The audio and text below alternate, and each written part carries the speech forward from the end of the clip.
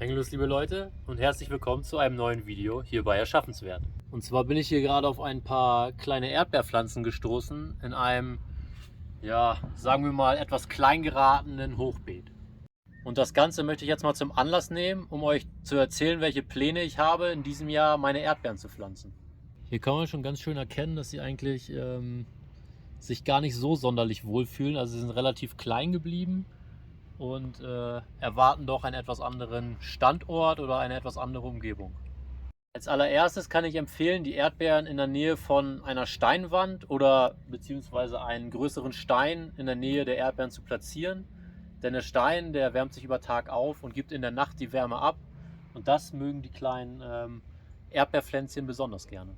Und damit sich meine Erdbeerpflanzen dieses Jahr nicht ganz so alleine fühlen, habe ich mir ausgedacht, noch 6 weitere Pflanzen in die Gilde mit einzubringen.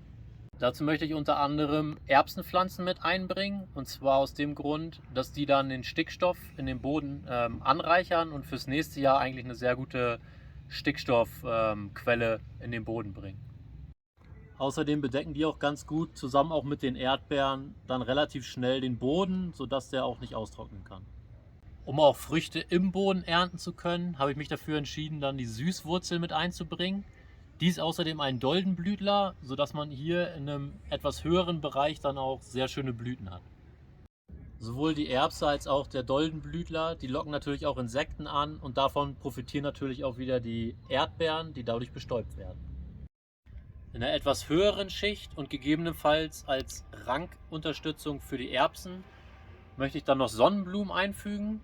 Die machen außerdem sehr tiefe Wurzeln, sodass ich eben auch Nährstoffe aus den unteren Bereichen hochhole durch die Sonnenblume, die ich auch wiederum als Mulchmaterial verwenden kann. Und außerdem kann ich die Kerne auch gut anrösten und dann zu den Erdbeeren essen. Das ist auch ganz lecker im Müsli. In Außenbereichen möchte ich dann gerne noch Borretsch pflanzen. Das hat den Vorteil, dass ich auch die Blüten beispielsweise essen kann und für Dekoration auch, um die Erdbeeren zu dekorieren, verwenden kann. Und außerdem erzeugt Borretsch sehr viel Grünmasse, sodass ich eben auch viel Mulchmaterial für den Winter habe und direkt meine Beete mit Mulch bedecken kann. Zwischen der Rasenkante und meinem Erdbeerbeet möchte ich dann noch Klee pflanzen. Der fixiert auch wieder Stickstoff im Boden. Und da ist meine Hoffnung ein bisschen, dass der Klee sich dann auch weiter in die Rasenfläche ausbreitet und so noch mehr Stickstoff im Boden gebunden werden kann. Also das sind mal so erste Ideen, auch für euch. Da kann man natürlich auch noch anders kreativ werden. Ich werde das so mal pflanzen dieses Jahr und in ein paar Wochen wird es dann ein Video geben, ob es gelungen ist oder auch nicht.